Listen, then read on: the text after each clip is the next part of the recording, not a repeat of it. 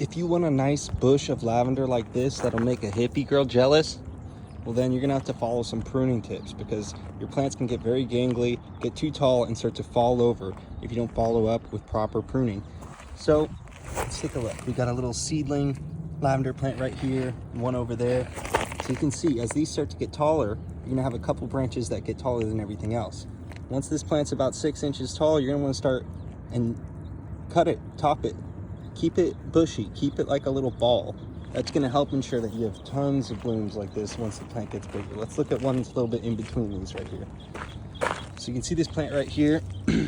I've kept it really tight like a ball, and that's gonna ensure that there's gonna be lots of blooms. It's gonna be really easy to manage, and I'm gonna be able to keep it from falling over and having broken branches and just looking generally unwell. So I see a lot of lavenders in people's yards that they really need to prune, tighten that bush up.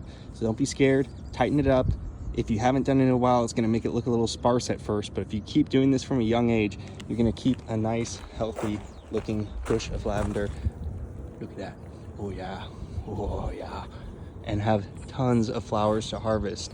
Now, after I do the flower harvesting, sometimes I'll just come in and get the flowers just like that. And then afterwards, I'll come and prune the whole bush up.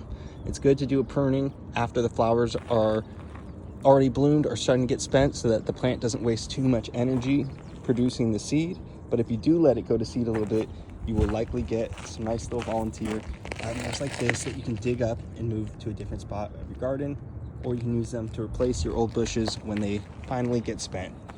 But lavender can go for several years in the right climate, which is a place where it doesn't freeze ideally, so you can enjoy it. And look at this, there are hundreds of flowers on this thing.